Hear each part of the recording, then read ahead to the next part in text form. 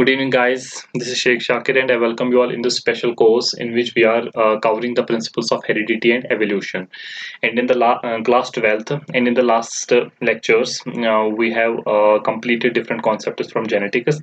And in today's session, we will take one other important concept of genetics, that is the concept of linkage. Let us start out today's session with linkage. Let me first of all take the pen so that I can mark the important points on the screen. So, in the previous lectures, we have observed that when Mendel was doing his research on garden pea or Pisum sativum, at that time the concepts of linkage and crossing over discover नहीं हुए थे. उस वक्त वो concepts नहीं आए थे. That is why whenever he performed the dihybrid cross, that means a cross in which the transmission of genes of two characters are studied simultaneously, तो उसके जो F2 जनरेशन में जो रेशो आता था हमेशा वो 9:3:3:1 आता था. ठीक है. और इसका एक रीजन ये भी है उस वक्त उसके बाद में जो समझ आया हमें कि फॉर एग्जांपल अगर ये एक क्रोमोसोम है और ये इसका होमोलॉग है, क्योंकि क्रोमोसोम्स हमेशा होमोलॉगस पेयर्स में एग्जिस्ट करते हैं, और ये दूसरा homologous chromosome but different homologous chromosome. For example ये पेयर नंबर या क्रोमोसोम नंबर 1 है और ये क्रोमोसोम नंबर 6 है. ठीक है, डिफरेंट क्रोमोसोम्स है. हमेशा उसको 9:3:3:1 रेशो क्यों निकलता था? क्योंकि ये जो जीन्स कंसिडर कर रहा था उनकी जो जीन्स थी वो लोकेटेड थी डिफरेंट क्रोमोसोम पे. फॉर एग्जांपल यहाँ पर राउंडेड एंड येलो, यही कैरेक्टर किया था उसने, कैपिटल वाई स्मॉल वाई. ठीक है, ये जो राउंडेडनेस और येलोनेस की जीन्स थी ये डिफरेंट क्रोमोसोम्स पे लोकेट थी, इसीलिए ये जो जीन्स थी ये एक दूसरे को इंटरफेयर नहीं करती थी ट्रांसमिशन में. That means there was no relation between these two genes because these genes were located on different chromosomes. तो ये इंडिपेंडेंटली असॉर्ट हो जाते थे. That is why he was always getting this ratio 9:3:3:1 phenotypic ratio in F2 generation of dihybrid cross. But in 20th century, three scientists came. The first scientist was Sutton, second scientist was Batson, and third scientist was Punnett. They observed different characters in different plants, and what they observed a deviation from this ratio, Mendelism. उन्होंने इस ratio से बहुत ही deviated ratio देखे. जो उन्होंने experiments किए उनमें ये रेशो F2 जनरेशन में बिल्कुल भी नहीं आ रहा था. फॉर एग्जांपल उन्होंने एक एक्सपेरिमेंट किया बैटसन एंड पुनेट ने एक प्लांट पे जिसका नाम था स्वीट पी, जिसको बॉटनिकली कहते हो Lathyrus odorata. This is the botanical name of this plant. इसका इन्होंने इस प्लांट का डाइहाइब्रिड क्रॉस करवा लिया. मतलब इसके दो कैरेक्टर्स के जीन्स को साइमल्टेनियसली स्टडी किया. फॉर एग्जांपल कौन कौन से कैरेक्टर्स लिए? सबसे पहले लिया इन्होंने फ्लावर का कलर. दूसरा क्या लिया इन्होंने? पोलन की शेप कैसा है वो.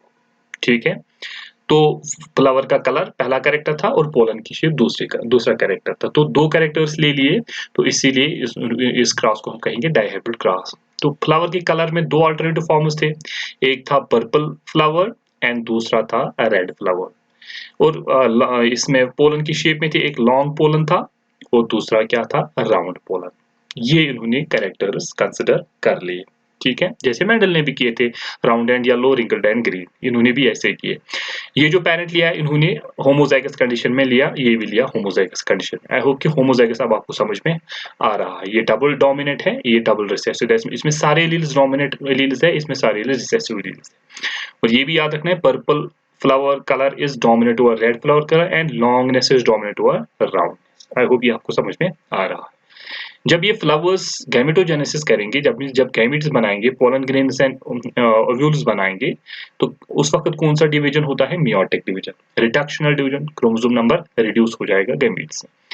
तो यहाँ पर दो होमोलॉगस क्रोमोसोम्स थे, ये एक होमोलॉगस पेयर है, ये दो होमोलॉगस दूसरा होमोलॉगस पेयर है.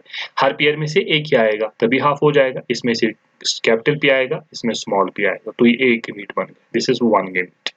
दूसरा भी बनेगा लेकिन वो सिमिलर होगा, इसलिए हम एक ही बनाएंगे। यहाँ पर भी एक ही बनेगा, एक small p and small l, ठीक है। तो जब ये गैमीट्स क्रॉस हो जाएंगे, फ्यूज हो जाएंगे, फर्टिलाइजेशन हो जाएगा, तो फर्स्ट जनरेशन निकल के आए। फर्स्ट जनरेशन में हम क्या देखेंगे, capital P, capital L, small l। ये सारे क्या होंगे, purple flowered and long pollen grains. ऐसा क्यों है, because of law of dominance, ठीक है। Because purple flower colour is dominate over red flower colour, long pollen grain is dominate over round pollen grain. तो यहाँ तक तो ठीक था, ये हमें पता था, ये मेंडल ने भी कहा था, ये यहाँ पर भी बिल्कुल सही है, ठीक है। लेकिन फिर जब हमने F1 प्लांट्स की सेल्फिंग करवाई, यहाँ पर हम करवाएंगे सेल्फिंग, ठीक है। सेल्फिंग अगर हम करवाएंगे, यहाँ पर सेल्फिंग का मतलब है crossing to F1 plants are crossing two plants with same genotype। इनका capital P small p, capital L small l। दूसरा जो होगा capital P small p, capital L small l, वो आपको समझ आ रहा है क्योंकि हमने कर लिया है। तो F2 जनरेशन में है जो रेशोज आएंगे, अकॉर्डिंग टू मेंडल क्या रेशो आना चाहिए, 9:3:3:1। दैट मीन्स 9 पेरेंटल्स आने, एक पेरेंट का आना चाहिए था पेरेंटल फिनोटाइप, और एक दूसरा फिनोटाइप जो रिसेसिव था 9 डोमिनेंट आने चाहिए।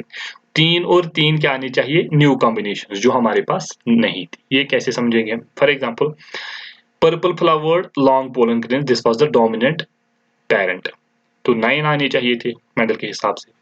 और red flower round pollen grain, ये रिसेसिव था, ये कितने आने चाहिए मेंडल के हिसाब से, 1 आना चाहिए।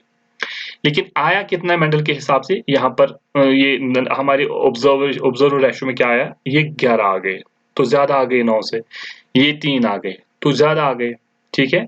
तो दूसरा क्या है, जो रिकम्बिनेंट्स है, रिकम्बिनेंट्स में जो नई कॉम्बिनेशन है, पर्पल फ्लावर राउंड पोलन, ये नहीं थी हमारे पास पर्पल फ्लावर लॉन्ग पोलन थी, रेड फ्लावर लॉन्ग पोलन थी, ये भी नहीं था हमारे पास, ये भी नई कॉम्बिनेशन, ये दोनों न्यू कॉम्बिनेशंस हैं। According to Mendel new combinations 3:3 ratio में आनी चाहिए थे, लेकिन आ गए कितने, 1:1 रेशो। इसका यहाँ पर अगर हम थोड़ा एनालाइज करें इसको, यहाँ पर हम देखते हैं जो पेरेंटल्स का नंबर है वो बढ़ जाता है, वो जो रिकम्बिनेंट्स का नंबर है वो बहुत ही गिर जाता है, कम हो जाता है। ऐसा क्यों है, पेरेंटल्स का नंबर क्यों ज्यादा हो गया और रिकम्बिनेंट्स का क्यों कम हो गया, यहाँ हमें 9:3:3:1 रेशो क्यों नहीं निकला जैसे मेंडल ने कहा था। इसको इन्होंने एक और क्लास से भी कंफर्म करने की कोशिश की, टेस्ट क्रॉस का मतलब होता है जब हम F1 हाइब्रिड को करेंगे क्रॉस रिसेसिव पेरेंट के साथ। यहाँ पर F1 हाइब्रिड कौन सा था हमारा, purple flower long pollen grain but hybrid type, और रिसेसिव फेनोटाइप कौन सा था, red flower and round pollen grain, ये रिसेसिव था। अकॉर्डिंग टू मेंडल जो टेस्ट क्रॉस रेशियो निकलना चाहिए डाइहाइब्रिड क्रॉस में, वो निकलना चाहिए 1:1:1:1:1। तो जब हमने क्रॉस करवाया F2 जनरेशन में हमें क्या निकला, हमें रेशियो निकला 7:1 और 7, लेकिन निकलना कितना चाहिए था according to Mendel, 1:1:1:1। Again deviation आ गया यहाँ से। अगेन हम देखेंगे यहाँ पर पेरेंटल ज्यादा है और नई कॉम्बिनेशंस हमारे पास बहुत कम है, गिर गई। दैट मींस पेरेंटल्स का नंबर बढ़ गया और रिकम्बिनेंट्स का नंबर कम हो गया। ऐसा क्यों है, इसको बैटसन एंड पुनेट ने एक्सप्लेन किया किसकी वजह से, किस तरह से। उन्होंने कहा कि जो मेंडल जीन्स कंसिडर कर रहा था उनके दरमियान कोई रिलेशन नहीं है, they are completely distinct, there is no relation between the genes considered by Mendel, ठीक है। सेकंड थिंग उन्होंने क्या कहा, हमने जो यहाँ पर क्रॉस किया उसमें मोर नंबर ऑफ पेरेंटल्स क्यों निकल गए और लेसर नंबर ऑफ रिकम्बिनेंट्स क्यों निकल गए, क्योंकि जो जीन्स हम यहाँ पर कंसिडर कर रहे हैं उनके दरमियान कोई ना कोई रिलेशन डेवलप हो रही है, इसी की वजह से हमें रेशोज डिविएट हो रहे हैं फ्रॉम मेंडल्स रेशोज, ठीक है। मेंडल ने इसको एक्सप्लेन किया with the help of a theory hypothesis that is called coupling and repulsion theory. इसमें इन्होंने इसको इस डिविएशन को एक्सप्लेन करने की कोशिश की। सो लेट अस सी कि उन्होंने इसमें क्या कहा। इन्होंने बैटसन एंड पनेट ने कपलिंग एंड रिपल्शन थ्योरी में ये कहा कि जो genes the genes which come from the same parent tend to enter same gamete, while genes or alleles which come from different parents tend to enter different gametes. ठीक है, that means जो एक parent से jeans आएंगे, एक ही parent से, वो हमेशा एक गेमीट में जाएंगे, और जो दो डिफरेंट पेरेंट से आएंगे वो डिफरेंट गेमीट्स में जा सकते हैं। या हम इसका ये भी मतलब निकाल सकते हैं कि फॉर एग्जांपल अगर ये एक पेरेंट का क्रोमोसोम है, इसके इस क्रोमोसोम पे दो जीन्स लोकेटेड है एक ही क्रोमोसोम पे, फॉर एग्जांपल मैं कंसिडर कर रहा हूं। दूसरा पेरेंट है, उसके ये दो क्रोमोसोम्स है, एक क्रोमोसोम पे ए पे है, एक जीन उस पे है, और ये दूसरी पे है। ठीक है, जब ये गैमीट बनाएगा तो ये दोनों एक साथ ही जाएंगे यहाँ पर। जब ये गैमीट बनाएगा तो ये डिफरेंट गैमीट्स में जाएंगे। समझ आया आपको? इसको कहते हैं, ये एक साथ क्यों रहेंगे, इसको हम एक साथ रहने को हम कपलिंग कहते हैं। That means genes come from the same pair will remain together, that is called enter the same group, we call them as coupling, that is called coupling. और जो रिपल्शन, ये दूर होना, डिफरेंट गैमीट्स में जाना, this is called the repulsion. I hope ये आपको entering the different gametes, ये आपको समझ में आ गया। लेकिन इन्होंने फर्दर अपनी इस रिपल्शन और कपलिंग का इन्होंने रीजन एक्सप्लेन नहीं कर पाए। So what happened? Two more scientists came. The important is Morgan आ गया। That means T.H. Morgan, जिसको हमने वहां पर भी देखा था, क्रोमोसोम थ्योरी ऑफ इनहेरिटेंस में भी उन्होंने कुछ कंट्रीब्यूशन दिया था। तो 1910 में T.H. Morgan आया एंड हिज स्टूडेंट कैस्टल। उसने क्या किया, उसने एक फ्रूट फ्लाई, एक इंसेक्ट पे रिसर्च किया जिसका नाम था ड्रोसोफिला मेलानोगास्टर, इसीलिए कभी कभी हम इसको फ्लाईमैन भी कहते हैं। इसने ज्यादा रिसर्च इस पे किया। तो इसने क्या कहा, Morgan stated that coupling and repulsion are two sides of the same coin. वो लाइक कॉइन के दो साइड्स हैं, और ये जो two aspect, they are the two aspects of the same, एक ही फिनोमेना के दो एस्पेक्ट्स हैं। उस फिनोमेना को कहते हैं हम लिंकेज। अब ये मतलब क्या है, ये हम समझेंगे, ये इन्होंने समझाया अपनी थ्योरी में। तो इन्होंने क्या कहा, ही डिफाइन लिंकेज या सच ये tendency of genes present on the same chromosome.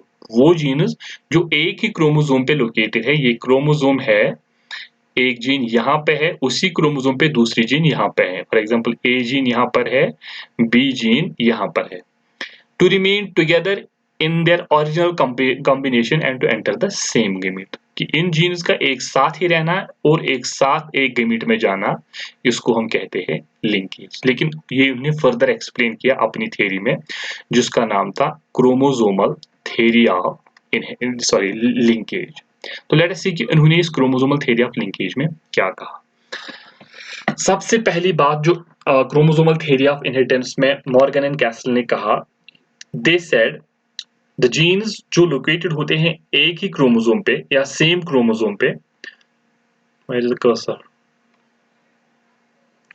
The genes that are located on the same chromosome are linked together and relation between them is called a linkage. For example, यहाँ पर ये वाला chromosome है, ठीक है, इस पे मैं कह रहा हूं दो जीन्स है, एक ए जीन है जो एक कैरेक्टर को कंट्रोल करती है, जो दूसरी जीन है जो दूसरे कैरेक्टर को कंट्रोल, लेकिन ये इसी क्रोमोसोम पे लोकेटेड है। ठीक है, तो इनकी रिलेशन, आपस वाली रिलेशन को कहते हैं, दोस्ती को कहते हैं लिंकेज, क्योंकि ये एक साथ रहना चाहते हैं।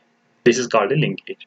ठीक है, दूसरा क्या कहा उन्होंने, जब गैमीट्स बनेंगे ये क्रोमोसोम एक साथ ही, फॉर एग्जांपल इसका होमोलॉगी भी होगा, ये क्रोमोसोम एक साथ ही एक गैमीट में जाएगा, इसीलिए इस पे जो जीन्स होंगी वो भी एक साथ ही इसके साथ चली जाएंगी, ए भी आएगा और बी भी आएगा। ये दूसरा पॉइंट था इसका। तीसरा क्या था, जो जीन्स होती हैं located on the chromosome, they are located in a linear fashion, for example in the straight line like this, यहाँ पर एक, यहाँ पर दूसरी, यहाँ पर तीसरी, इस तरह से। ऐसा नहीं है कि यहाँ पर एक है सर्कुलर फैशन में, यहाँ पर एक है, यहाँ पर नहीं, ये लीनियर फैशन में अरेंज। इसी तरह, इसीलिए लिंकेज भी लीनियर फैशन में ही होता है। नेक्स्ट क्या कहा उन्होंने, जीन्स जो ये दो जीन्स एक क्रोमोसोम पे लोकेटेड है, ये हमेशा एक साथ रहना चाहेंगी, हमेशा एक साथ रहना चाहेंगी और रहती भी है, लेकिन इनका एक ही दुश्मन होता है जो इनको अलग कर सकता है। उस दुश्मन को हम कहते हैं crossing over. That means the genes which are located on the same chromosome, linked genes, वो हमेशा एक साथ ही रहेंगी, लेकिन एक दुश्मन है उनका जो उनको अलग कर सकता है। वो दुश्मन कौन है? Crossing over. ठीक है, सबसे पहले मैं आपको बताता हूं इस क्रॉसिंग ओवर का क्या मतलब है। फॉर एग्जाम्पल, ये हम इंशाल्लाह नेक्स्ट लेक्चर में करेंगे, और 11th में आपने ये वाला कंसेप्ट कर लिया होगा। आपको थोड़ा सा इसका कंसेप्ट होगा। क्रॉसिंग ओवर बताता हूँ मैं थोड़ा सा क्या है। ये एक क्रोमोसोम है, जब मियोसिस होता है तो मियोसिस या माइटोसिस सबसे पहले क्या होता है? Double duplication of chromosomes, amount double हो जाएगा। सॉरी, मैं सही नहीं बना, लेकिन फिर मैं कोशिश कर रहा हूँ, कर्सर सही नहीं चल रहा है।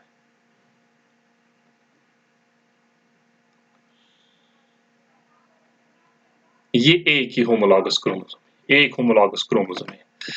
इन दोनों को, इसको, इस क्रोमोसोम को और इसका एक क्रोमोसोम, इनको हम कहेंगे सिस्टर क्रोमैटिड।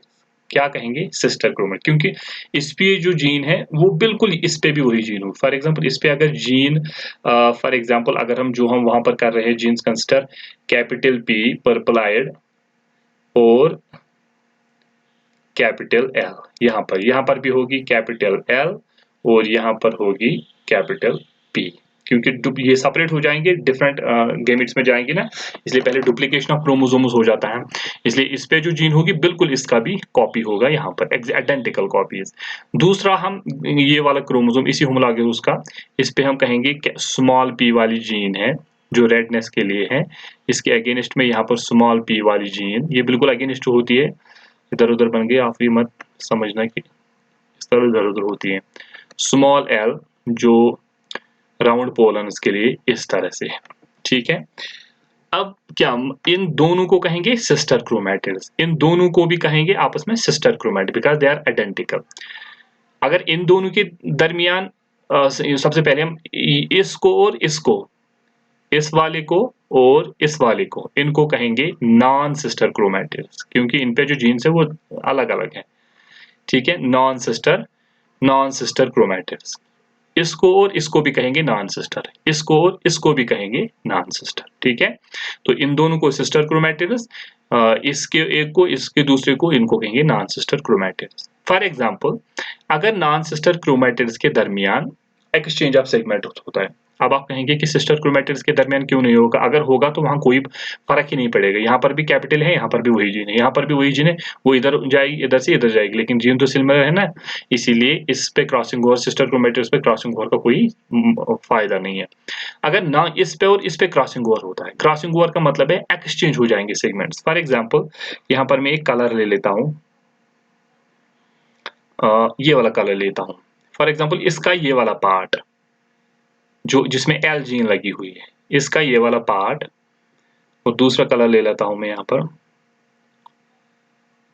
इसका ये वाला पार्ट, इस जीन का ये वाला पार्ट, ये आपस में एक्सचेंज करेंगे। ये इसको देगा, ये यहाँ से ये यहाँ पर आएगा, इसी को कहते हैं क्रॉसिंग ओवर। वो मैं देखता हूँ क्या बन जाएगा वहां पर। ठीक है, तो मैं फिर से कलर लेता हूँ। अब क्या हो जाएगा क्रॉसिंग ओवर के बाद?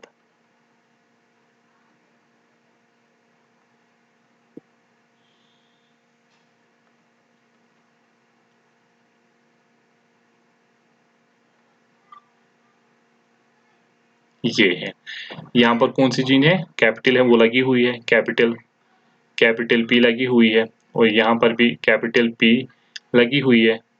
यहाँ पर कौन सी जीन है? यहाँ पर कैपिटल एल है, और यहाँ पर कौन सी आ गई? अब हम देखेंगे क्या हो गया। यहाँ पर जो ये वाला कलर था यहाँ पर हमने दिया था, वो यहाँ पर आ गया, एक्सचेंज कर लिया इन्होंने। तो कौन सा आ गया यहाँ पर? Small L. पहले यहाँ पर कैपिटल एल था, अब यहाँ पर उसका सेगमेंट आ गया स्मॉल एल, और यहाँ का चला गया, फिर यहाँ का सेगमेंट किसमें चला गया? इसमें। ठीक है, यहाँ पर फिर क्या आ गया? कैपिटल एल, इस वाले क्रोमोसोम पे। बाकी सेम है, यहाँ पर है स्मॉल पी,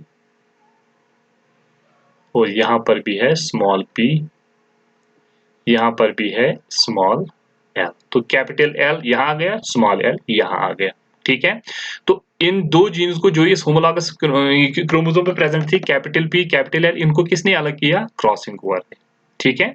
तो इन जीन्स का जो एक ही क्रोमोसोम पे होंगी वो हमेशा एक साथ ही जाना चाहेंगी, लेकिन उनका एक ही दुश्मन है जो उनको अलग कर सकता है, उस दुश्मन को हम कहते हैं क्रॉसिंग ओवर, ठीक है। अब मतलब है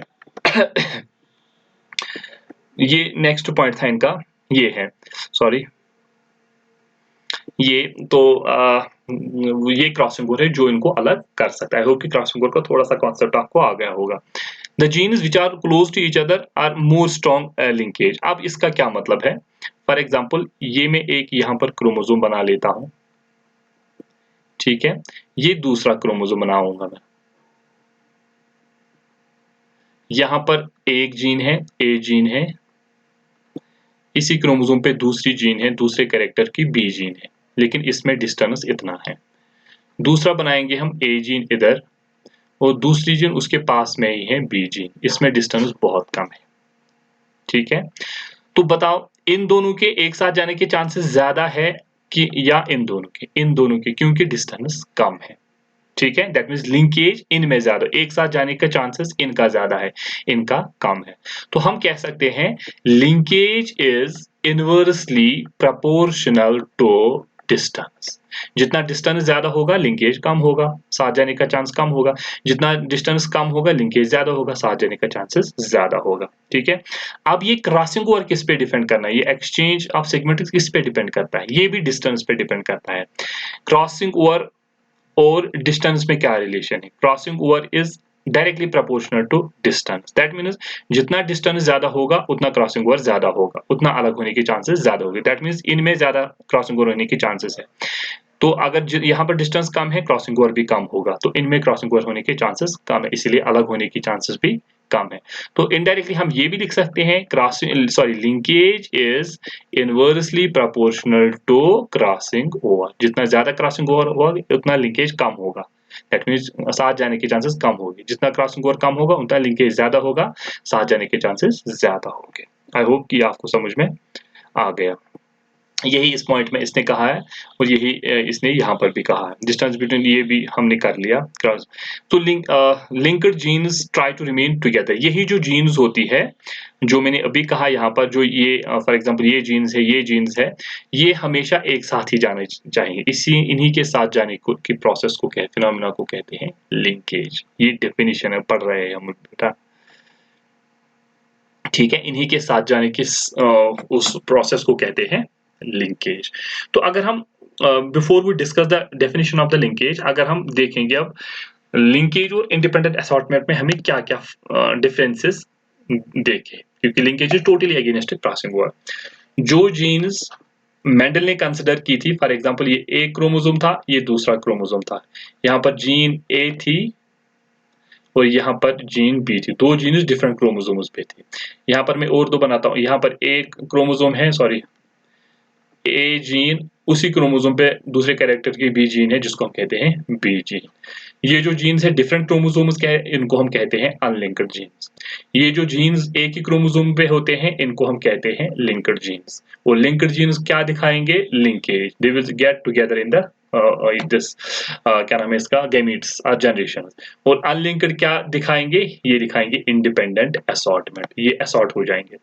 लिंक्ड जीन्स में सॉरी अनलिंक्ड जीन्स में phenotypic F two generation ratio क्या निकलेगा? 9:3:1। टेस्ट क्रॉस का रेशियो निकलता है 1:1:1:1:1। लेकिन लिंक्ड अनलिंक्ड जीन्स में ना तो 9:3:1 रेशियो निकलेगा और ना ही 1:1:1:1 रेशियो निकलेगा। These are the differences between the genes linkage and independent assortment। यहाँ पर आप देख सकते हो two different genes on the same chromosome। उसी क्रोमोसोम है ये, ठीक है। ये एक होमोलॉगस पेयर है, इस पे जीन्स है, एक जीन है उसी क्रोमोसोम पे दूसरी जीन है उसी दूसरे कैरेक्टर की। यहाँ पर देखो ये वही जीन है लेकिन दूसरी जो दूसरे कैरेक्टर वो दूसरे किसी क्रोमोसोम पे है, ठीक है। तो यहाँ पर गैमीट्स जब बनेंगे तो कितने बनेंगे? एक में जाएगा होमोलॉगस का एक, क्योंकि ये मियोसिस हो जाएगा कैपिटल ए कैपिटल बी, ये दोनों एक साथ ही जाएंगे तो एक गैमीट बन गया। दूसरे गैमीट में क्या है चांसेस? एक ही चांस है उसमें भी, स्मॉल ए और स्मॉल बी। इसीलिए इसमें कितने गैमेट्स बनेंगे? सिर्फ 2 गैमेट्स, क्योंकि वो जीनस लिंक्ड है। ये नहीं कह सकते हम ए बी और बी या ए बी, नहीं, ये दोनों जाएंगे एक साथ इसलिए एक गैमेट बनेगा, ये दोनों जाएंगे एक साथ इसलिए दूसरा गैमेट बनेगा। इनका इंडिपेंडेंट असॉर्टमेंट नहीं होगा, फिर 4 बन जाते हैं, वो हम देखेंगे यहाँ पर। यहाँ पर जब गैमेट्स बनेंगे, जब यहाँ से गैमेट्स निकलेंगे, हमें पहला गैमेट जो आएगा इसमें से एक आएगा, इसमें से एक क्रोमोसोम आएगा, क्योंकि होमोलॉगस पेयर्स है। तो फॉर एग्जांपल यहाँ पर पहले ए आ गया और जो दूसरा क्रोमोसोम था यहाँ पर उसके पास कैपिटल बी था, ये एक है। दूसरा ये भी चांस है ना कि एक या आ सकता है और ये नहीं कि ये आ सकता है, ठीक है। That means capital A small B, sorry capital A small B. और तीसरा चांस तो ये भी है ना, ये भी ये आ सकता है और ये वाला आ सकता है, स्मॉल ए कैपिटल बी। और ये भी तो चांस है स्मॉल ए और स्मॉल बी आ सकता है, ये भी तो चांस है। इसीलिए यहाँ पर 4 गैमेट्स बन गए, ठीक है। तो इनमें क्रॉसिंग कोई भी क्रॉसिंग ओवर, कोई भी लिंकेज नहीं हुआ होगा। इसमें क्रॉसिंग ओवर भी होता है और हो सकता है और लिंकेज तो होगा ही, क्योंकि ये एक ही क्रोमोसोम पे प्रेजेंट है। Now let us define the linkage. I hope कि आपको समझ में आ गया, अब डिफाइन करने की कोई जरूरत है, फिर भी मैं करता हूँ। The genes which are present on the same chromosome, जो एक ही क्रोमोसोम पे प्रेजेंट है, कर्सर कहाँ गया, which are present on the same chromosome remain together as a block, वो हमेशा एक साथ ही रहेंगे। एंड क्रोमोसोम जब जाएगा नेक्स्ट जनरेशन में एक साथ, तो जीन्स उसके साथ ही जाएंगे। ये कह रहा है कि found on same chromosome have the tendency to remain together during the inheritance, इन्हीं की एक साथ रहने की टेंडेंसी को हम कहते हैं लिंकेज। आई होप कि लिंकेज आपको क्लियर हुआ होगा। अगर आपको कोई भी कंफ्यूजन है तो कमेंट में आप लिख लीजिए, मैं वो कंफ्यूजन आपका सॉल्व करूंगा। इन द नेक्स्ट लेक्चर हम देखेंगे अब टाइप्स ऑफ लिंकेज क्या है और बाकी details of linkage. This was definition of linkage and base of the linkage. I hope कि आपको मजा होगा इसको समझने में और आपको समझ भी इंशाल्लाह आया होगा। In the next lecture we will complete the process of linkage. Till then, goodbye, bye.